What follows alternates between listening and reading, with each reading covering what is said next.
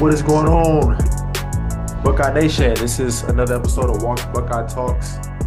This is uh, we had a bye week for the Buckeyes, so I want to dive into a little bit of stuff, talk about a little bit of what I saw this past weekend as far as college football, but I also want to dive into. I want to talk to the Ohio State fans, man. I've been seeing a lot of stuff on social media, different podcasts, a lot of negativity towards our team, our players, and our coach, man. So I want to dive into that, man. So I'm excited about this little episode that I'm doing today. Something I've been thinking about. This is for my true Buckeye fans, my realistic Buckeye fans. That's what these videos are about. Not the bandwagon fans, not the fans who just got hip to Ohio State, like diehards, realistic diehard fans. So before we get started, like, share, subscribe, all that good stuff. Let's get into it, man. As you can see, got a little bit of puffiness around my eye. Got like an ingrown hair or something going on, so I might look a little funny in this video. But nobody socked me in my eye, I promise. But anyways, man, this was another good week football. Last week we saw the Buckeyes go down to Oregon, and this week we had another big marquee matchups and a lot of undefeated team, well, a few undefeated teams going up. And it was a mixed bag, man. I saw Indiana, which I've been saying for a while, like Indiana's going to be a really good team, a real threat. They got a lot of transfer guys. They pretty much brought that team from James Madison, who was, I think, undefeated or close to it. So they know how to play football, and they brought a lot of transfers in. Cincinnati, that's like the hot name right now in college, right? Everybody want him as the coach. Michigan, every Michigan fan I've been seeing, we got to go get Cincinnati. We got to do Cincinnati, man. It's like, gosh, Lee, dude had one good year. Now he's the best thing cooking. But no, Indiana looked good, man. Nebraska, always thought Nebraska was good, but I always thought they was a little inflated. Uh, just because they have a freshman quarterback. So even though he's going to be really good and really talented, sometimes you're on the road in the Big Ten, you have rough nights, rough days, and I think that was just a rough day. He didn't play his best, Rayola, and the defense was getting picked apart.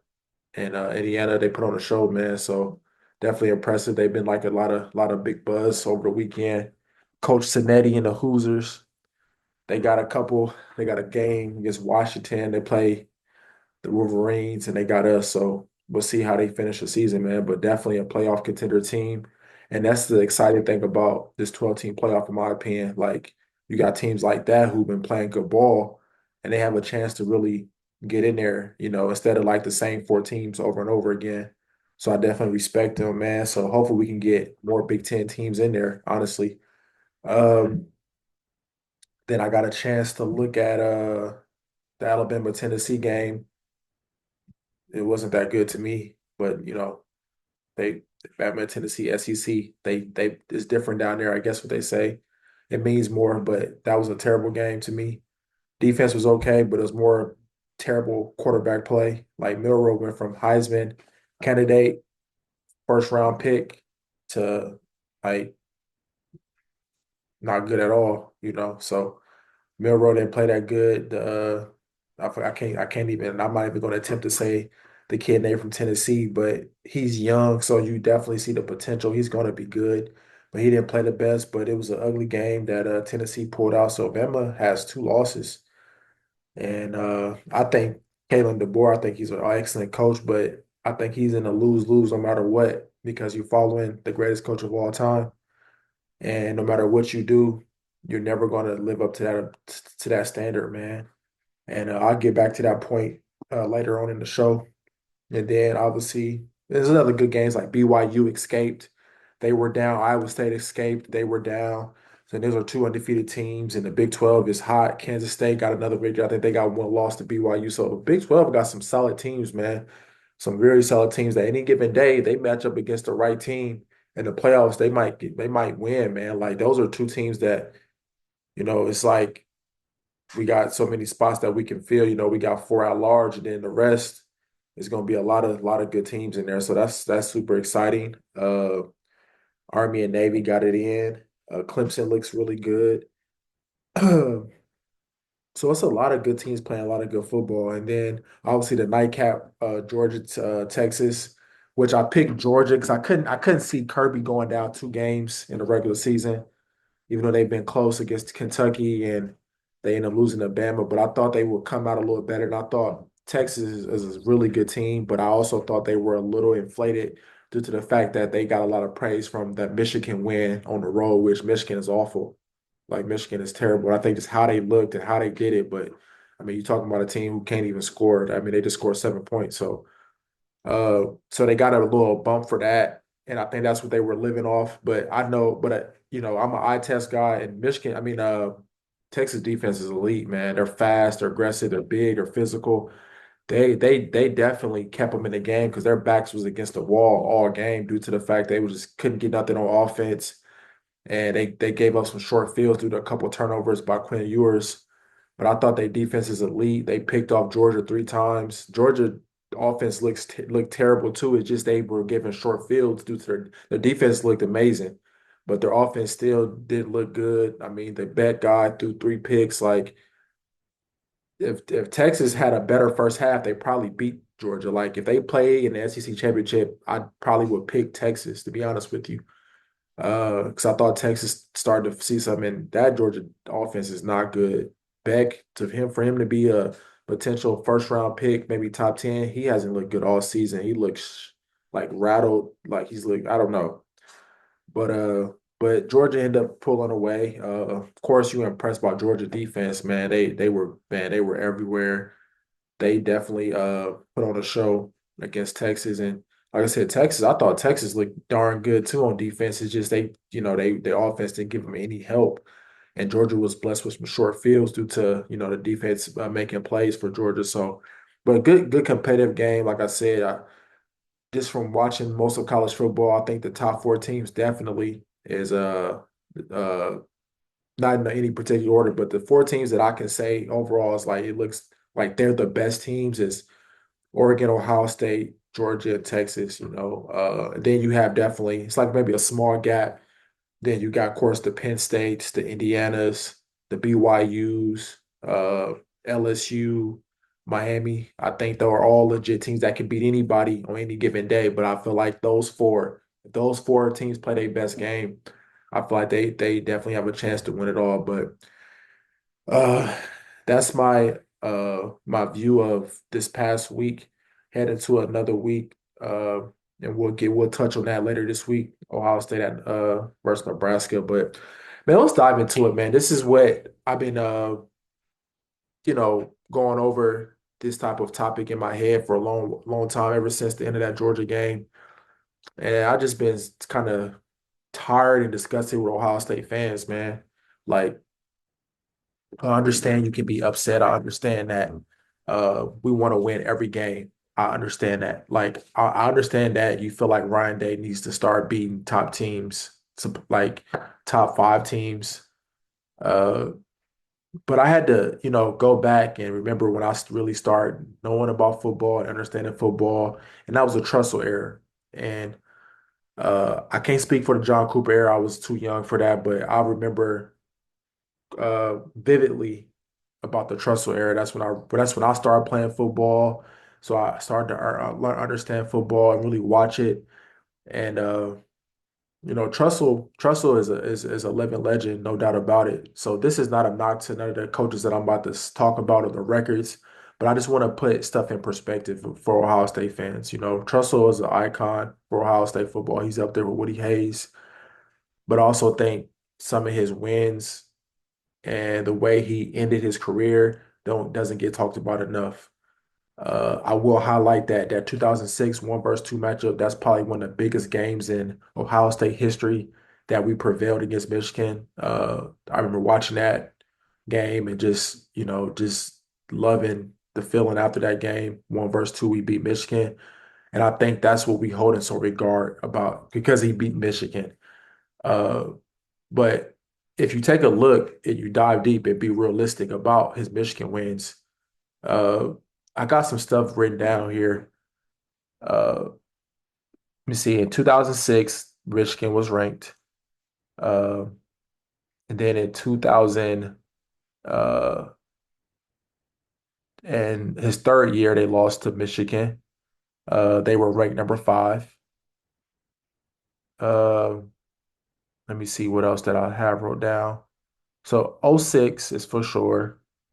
His third year he lost, so I'm gonna say '03 after the '02. So '03 he lost to Michigan. Uh, that was a ranked Michigan team, but majority of his wins against Michigan, if I'm not mistaken, one, two, uh, three, like a lot of his wins versus Michigan were against bad Michigan teams. And we act like he was beating, top 10, top five teams every year against Michigan. Like they've only been ranked one, two, three, four. So out of his tenure, he beat, I think, four Michigan teams that were ranked, and one was ranked number five in '03. And then obviously he beat the number two team, but he lost one and then he beat one. He only lost to Michigan one time. So I think we hold that in such a high regard as Buckeye fans because we overcame that struggle of Michigan in the Cooper eras. And from what I was told, the Cooper eras, it wasn't that Michigan Cooper. It seemed like from what I've heard from my elders was that Cooper had the talent to go under to be the national champion, but he would lose to teams that he wasn't supposed to lose to along the way, or then he would lose to Michigan teams that he had way more talent in. He would just end up losing those games. Trussell benefited from that because when Cooper left, the Buckeyes had Trussell played the underdog role, right? So anytime you play the underdog role and anything that you do is highlighted, it's gonna make it feel like you're better than what you actually is. Trussell first year was 7-5, but he beat Michigan, right? So therefore, automatically, it was better than what the previously coach did. Second year, you won a natty. Can't take that away from Trussell. He won a natty his second year, 14-0. He beat a Michigan team uh, that was ranked number 12 at home, by the way. A lot of these wins against the better Michigan teams were at home. That matters. At the end of the day, that matters. Uh, so credit to Trussell for those, but I also feel like we don't get the benefit of doubt that he beat a lot of bad Michigan teams. And then some of his biggest wins or some of his losses came to top five teams that he couldn't overcome. This is not a knock against Trussell. Repeat. If you watch this video, I'm not trying to knock Trussell. Excuse me about my light. I'm not trying to knock Trussell. But I remember quite vividly him losing a lot of big games, especially down the stretch. Uh, can we talk about losing to number two Texas at home? He lost to Penn State that year, right? Another ranked Penn State team. We lost to Texas again in the bowl game. We lost to USC at USC. We lost 35-3. The USC was the number one team in the nation. We lost to Penn State that same year. That we lost to USC, we lost to Penn State, and we lost to Texas that year in a bowl game. Like the next year, we lost to USC at home. Uh, then that same year that we lost USC, we also lost to Purdue at home. That wasn't ranked. We lost to U of I. That number when we were number one team in the nation, we lost to U of I, and we not include the Florida and the LSU games that we got blew out in the national in the Natty. So although Trussell was great, although he's an icon, and I love Trussell for what he did for the Hall State program coming off of the down times of Cooper. We get misconstrued because he won a natty and he beat Michigan that he was just every year he had us in contention. Like he took some lumps along the way too. Uh, so we need to highlight be realistic that as good as Trussell was, he lost to a lot of elite. He lost to a lot of national ranked teams that was in the top five, but we never really bring that up, right?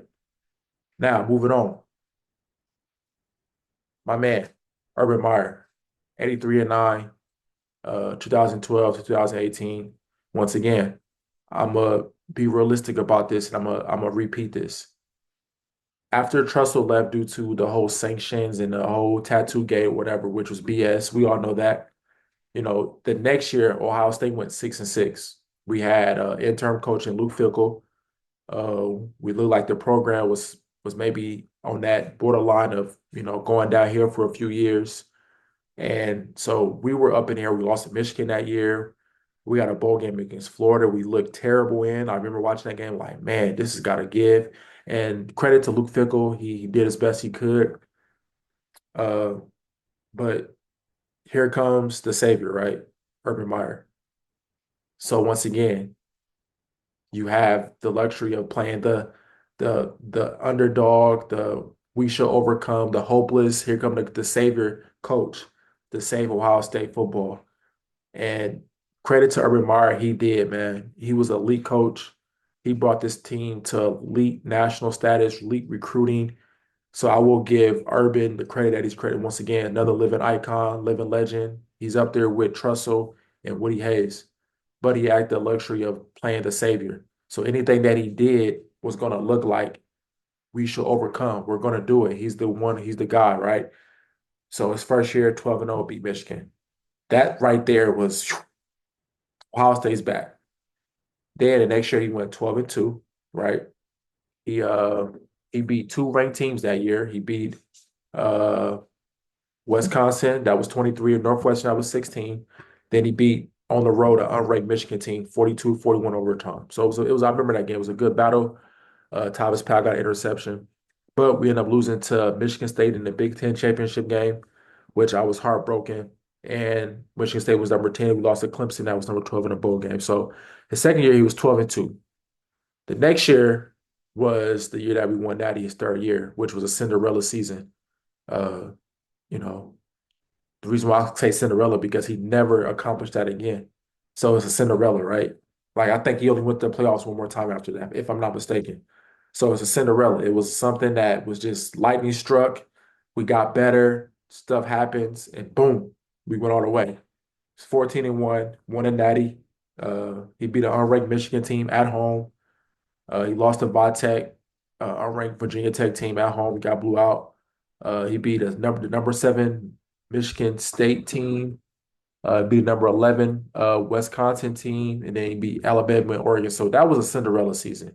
So those first 3 seasons that Urban had, they already highlighted him to be the savior, the GOAT, and they put him in a light where anybody after that would have to live up to him and it would have to live up to Trussell, winning the Natty his first few years, beating Michigan, all that good stuff. So your expectations already are super high, whatever the next coach may be. But we fail to realize that, as great as Urban Meyer was, his last few years were terrible. They were terrible. We always talk about you know, his achievements and rightfully so, but the next year he had one of the most talented team in Ohio State history, could have repeated, and he lost to a backup quarterback at home against Michigan State. Like, that's bad. Then the next year we went 11-2. Uh that was the playoff team. And we lost to Penn State on the road, which Beaver Stadium is tough. I give him that. Uh, he beat the number 3 team Michigan. We were at home. Being at home and on the road against these top matchups is a key in rival games. I don't care what people say, but he beat the number 3 Michigan team at home. I remember that in overtime. That team made it to the playoffs and they didn't score a point. And I was really mad that day because I remember ordering wings and having people over because I thought we were going to beat Clemson. Then we were going to go to the Natty. We lost 31-0. And that year, I feel like we never got our mojo back. I feel like he never got his mojo back, as far as like on a beating top national teams like that. Like after that, that was we had the Purdue loss in 2018, which was one of the worst Ohio State teams I ever seen in my life. We lost to Purdue. We probably should have lost to Maryland that year. Uh, Following that, we got blanked by Oklahoma. We got blanked by Iowa. Just a lot of uncharacteristic things about the Ohio State teams after that 2000, was that 16 team? I feel like after that, I just feel like it went down and down for Urban Meyer. We lost to some games that we shouldn't have lost to. We never got back to the playoffs. So we don't never talk about those things. And on top of that, he beat some bad Michigan teams. Like he beat some it's like some terrible Michigan teams. Uh, but he did beat them. But he beat some bad Michigan teams. Let's call it. It is what it is. I'm not making excuses uh for Ryan Day, but he like Trussell and Urban. Yes, they beat some. They beat a couple good ones, but they beat more bad ones than they beat good ones. It's just the truth. Uh, but I love Herb, man. I love that his moxie. I love that his attitude. Uh, I love the way he can get his players to really play hard for him. And he elevated the Ohio State program. And then we fast forward to Ryan Day. I've been hearing all the fans all week long. We gotta hire somebody for Ryan Day. We need to fire Ryan Day. We need to fire Jim Knowles. We need to do something else. Look, Ryan Day is a hell of a coach. Maybe he does it in his way. Every coach is going to be different. Trussell did it his own way. Trussell and Urban were two night and day different coaches, but it worked for them.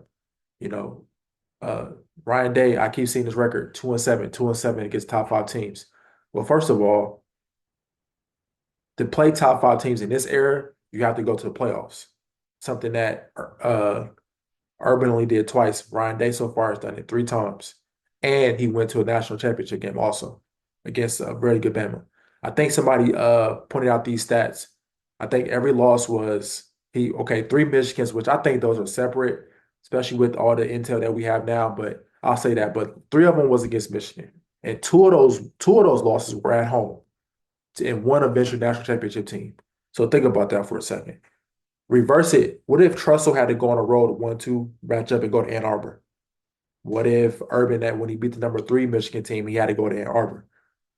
History could be definitely different. We went night and day with those teams at home. Imagine on the road. But Ryan Day had to face two tough Michigan teams on the road.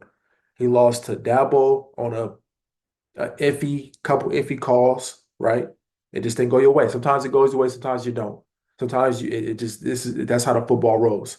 He lost to Dabo, who is an all-time great coach. But tell yourself, who would you really want to be, Ohio State program or Clemson right now? A team who they don't do transfer portal, they do NIL. Think about this for a second before you think you're going to fire somebody. Then he lost. So that's four losses. Three to Michigan, Jim Harbaugh, which is a great coach. He lost to Dabo. He lost to Nick Saban in the Natty game against Nick Saban, arguably Nick Saban best team ever in the Natty game in COVID when we were down heck of players. Justin Fields was hurt. Like we were down. Uh, that's five. He lost to Kirby Smart, who ain't nobody doing better than Kirby right now. You know what I mean? Like Georgia is always favored. He lost to Georgia. Um, and who else did he lose to? And by the way, three of those that I just named were in the playoffs. Like they were in the playoffs. So we got Dabo, Jim Harbaugh, we got Nick Saban, the greatest coach ever, Kirby Smart, and he just lost to Dan Lanning in Oregon at Eugene. Those are great coaches to lose to. Other than Dan Lanning, we don't know who this is going to be. Like that's not a knock. You have to get there. You have the more times you do it, the better you will become, and the more experience you'll have. This is his sixth year. Like Urban and Trussell had time to. They never. The Ryan Day went from a coordinator to one of the top programs in a year, and that fast in his career. Urban didn't get the luxury of that. Trussell didn't get the luxury of that. And guess what? Everybody expects Ryan Day to keep the program at a certain standard. That's an unfair, unrealistic, and to his credit, he has. Ohio State hasn't dropped off. It's actually gotten better since Urban left. Credit to Ryan Day and his staff. He's a young coach who panicked when his defensive coordinator got left after 1 year for a BC job. He panicked. He thought, man, who can I get who can recruit, who can coach DBs? So he panicked with Coach Combs. That was a bad move. But other than that, he got right. Other than that, those 2 year stretches, for the most part, I can't complain. He's been moving along his job. He's pretty much at the top of the program, and he's only six years in, and he's just going with the flow, man. He's trying to make moves. He's trying to put ourselves in the best position to win a natty, and I think he's doing a hell of a job, man. He's 2-7, and then the crazy thing about Buckeye fans, they say, well, it doesn't count if you beat Penn State. What? It doesn't count because you beat Notre Dame. What? Those are big games. Those are top 10 matchups. Maybe not talent equated games. Maybe they want to say, well, I want you to beat teams that's not in your conference, but those are still big games. Like I feel like Penn State every year is a big game. Like that's how I feel as a fan. I never looked at Penn State like, oh yeah, we're gonna beat them. Like I always be like, man, it's a 50-50 game. It's gonna come down to a certain place. And usually it does. Like we beat Notre Dame, a top five team 2 years ago in Columbus. That credit to them. It doesn't matter what they did after that. All you can do is to beat the team that's right there in front of you. So I just think we have unrealistic goals as Ohio State fans to Ryan Day. He's actually held the standard at Ohio State. He's actually elevated. He's an elite recruiter. Like our quarterback play is always really good. The biggest knock on Ryan Day so far is that he hasn't gotten the defense down pat, but it's hard. You're trying to hire, you're trying to find the right fit so you won't lose recruits, so you won't lose guys. And the defense, to me, half of it is really not his fault. uh Coach Urban Meyer, a lot of those are recruits that he had other than like people just talk about, oh, those are urban guys in 2019. Yes, 2019 there were urban guys. I mean, it was the guys that they are recruited, but those technically were urban guys. But they don't never talk about 2020 and 2021 where a lot of urban guys were still there and they had to leave and we had to bring a whole new roster of defensive young talent in. People never talk about that. Those are urban guys too that sucked it up. Do you remember 2020? That defense was terrible. Like those are urban guys. Just I call a spade, man. I hate that we every loss is like the sky is falling. If you had a chance to watch the Oregon game, yes, the defense really Oregon had 22 points going into the fourth quarter. Uh, they scored a touchdown and a field goal. We held them to 10 points in the fourth quarter. The defense didn't play bad. It's just they didn't get pressure and then they gave up too many big plays. That's it. I thought for the most part they did okay. In talent equated games, you're going to score a lot of points. I'm a component of I'll use this analogy.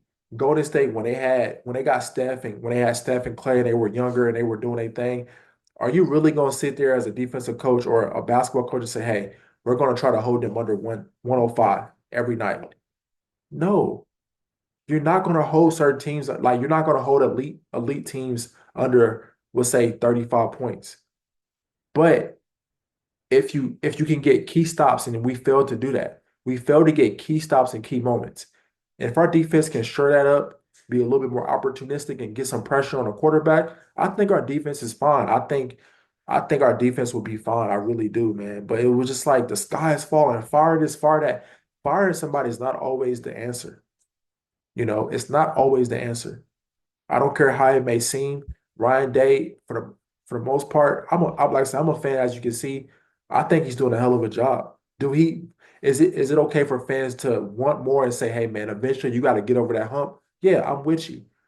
But when you're facing a top five team or a top 10 team in college and you're on the road half the time, or uh yeah, you're on the road or it's a talent equated game, there's not a Ohio State fan that think, hey, we can lose this game. Like think about that for a second. Think about the mindset you gotta have to say, okay, every big game that Ryan Day has to play in, Ohio State has to win. That's dumb because Urban and Trussell didn't do it either. So why would you hold him to that standard? It makes no sense to me. No, Ryan Day should get fired. Ryan Day, if we gets fired, Ohio State will go to the dumpster fire like Michigan this year. If he gets fired, like that's dumb to me. Like they keep putting out his record 2-7. What is he going to have to do to make all Ohio State fans say, "Hey, it's okay if you drop this one"? Like think about that mindset. Of course, I want to win every game, but I already knew coming in the season they're probably going to drop a game because this is how that's how the game is. Last year they almost went undefeated in the season. They lost to Michigan the last game of the year. I didn't think they would do that this year. That doesn't mean they still won't win a Natty or win a Big Ten, but it's just how my mind thinks as a fan. I'm a realistic fan. I have realistic expectations on teams with college kids. I don't care how much money you spend. At the end of the day, every year is different. You can't carry stats and mindsets to a new year, And I think Ryan Day's doing a good job. I think the team is in a good spot. They lost on the road to 1 point to the number out now the number one team in the nation. They're fine. The defense is fine. The offense is fine. How good was Will Howard? How good was the receivers? Like we're going to get there. I'm just more concerned about the O line, but I'll discuss that later this week. But yeah, I just had to get that off my chest, man. I've been seeing a lot of silly podcasts, a lot of, I mean, seriously, I like Ohio State fans who are older than me talking about, I'm done with this team. I'm done with the defense. I'm after one game, when you lose by 1 point, what are we talking about here? Did you not see Urban Meyer against Oklahoma? Did you not see Urban Meyer against Purdue? I was actually at that game against Purdue. That was the worst Ohio State team I've ever seen play. Ryan Day has never had an Ohio State team look like that, ever. Like we have to be realistic, man. It's like, and these guys get paid for this. Like they on podcasts talking like they like what is it like? It's to a point now where I hope he does leave. He goes to NFL and be successful Ryan Day because I think sometimes we need to be humbled. We've been too gracious. We've been like on top for so long that sometimes you need to be humbled. Like every microscope is gonna be on Ryan Day now. What does he have to do to please y'all now? You know what I'm saying? Like what is it? I going into the Oregon game, I said, hey man, we could lose that game. Going to the Penn State game, hey, we could lose that game. It's on the road. It can happen. I'm not gonna look at now. Does Ryan Day has to start doing little things, a play here and there, be a little bit more creative? Yes, I've always said this about Ryan Day. His biggest issue is that he's coming off Urban Meyer coattail, and the fans think that we got to win every game. We got to win every game, dominate every game, win by this, win by look like this. And it's like, it's a goal that can't be kept up. But I think he hears that and he plays tight sometimes. He plays not to lose sometimes. Then you got people on there saying, well, why does he not play lose? He plays not to lose because if he does, y'all do this to him. You got to give him grace. He's a young coach. You got to give him some grace. He's not, he could be Lincoln Riley. Think about that. He could be Lincoln Riley. Like you have to pick your battles. You want him to play free and play to win and play not to this and be free and run all these trick plays. And then if they don't work, guess what you're gonna do? He's dumb. Why do you do that? Like I saw a podcast the other day, and I'm almost done with this video. They were talking about we're already in field goal range. Why did you pass the ball? He should have just ran it. He did against Georgia, and y'all criticize him for that. He tried to run the ball. He couldn't get no yards. Obviously, the defense knew what he was going to do. He kicked the field goal. We lost. If he did the same thing and we got no yards and the guy missed it, you know what everybody been saying? He should have passed the ball. We were passing it all night on him. Like, come on, guys. Like, we Buckeye fans need to be humble, man.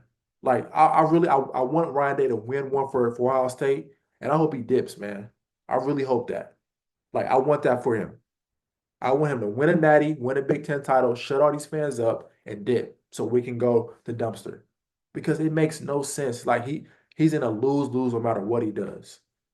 The guy is, I mean, the guy's only lost a few, like, you know what? I said the seven that he lost, and I think you add what, three Michigans he lost.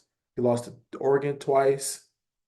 He lost to Clemson, Georgia, Bama. I think he only got 8 losses in 6 years.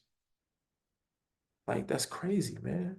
Like in the guy and stuff I've been seeing on. I saw a guy the other day say, "Man, I remember a time when we used to dominate ranked teams and top five matchups, and we used to just dominate it." Like, no, we didn't. Stop lying. Like that's unrealistic expectations and dumb. Like, and these are people that's lived through eras of football, eras of Ohio State football. Like I just it's head scratching people, man. I just had to get this off my chest. It's been building up for so long. Ryan Day's a hell of a coach. The stuff that I've just been seeing I get on these people on these timelines, on social media and these podcasts, it's sickening, man. And these are people who are like have probably watched Ohio State football 20 more times than I have. And the way they talk is just dumb. Like they don't know every year is different. Yeah, last year team is different than this year team, no matter who you get. And next year team will be different than this year's team. That's just how it goes. But Ryan Day, for the most part, has been consistent. He's been consistent. He's won a lot of good, tough, hard games. Yes, he does have to probably started getting over the hump. I'm with you guys for saying that. But stop being so hypercritical about every little thing that he does, especially players. Like we gotta stop that, man. Like seriously, it's starting to get very frustrating as a fan. It's annoying. Like I said, you really went to the Oregon game thinking that we couldn't lose, that we were just gonna dominate 4 quarters and win by 10, and we were just gonna make it look easy. That's not realistic. That's dumb. That is dumb. Every championship fight in boxing, is it a knockout? When you got two elite fighters, whether it's boxing, MMA, NBA, somebody has to lose. We understand that, but nobody gets dominated. So stop expecting Ryan Day to put on this nuclear special performance every top five, every top team matchup he has. Ryan Day just has to win. And he's been doing that really good. Set a standard for the program. He's been doing that. Do I want to see him win some big games, some other big games? Yeah. But I'm realistic. He could lose them too. That doesn't mean he's a bad coach. Like everybody's super hypercritical. I've really heard people just say, well, he should well, before the offensive pass interference, he was in field goal range. He should have ran it. They get zero gain, call timeout, kick a 47-yard field goal. The fielding longest field goal was 47. That was his career maker. So that's a 50-50 ball. Why not get closer? We got screwed on a call, whether it was or not. That changed the whole momentum of the game. We picked that up, it's over. But that's all I have for you guys, man. Like, share, subscribe, comment, man. Hopefully this reaches out to a lot of Buckeye fans. This is a realistic videos, realistic podcast about Ohio State football, man. Not that other goofy stuff I'll be talking about. I'm realistic, man. So, like I said, like, share, subscribe. That's my rant about Ohio State football and the fans. I'm kind of disgusted with them. They're annoying, and sometimes it's just good to vent. But that's why I do these videos. I'll be back this week with the uh, the analysis about the Nebraska Ohio State. That should be a fun matchup at 12 o'clock Eastern, 11 o'clock my time on Fox News. So have a good week. Peace out. Walks Buckeye Talks.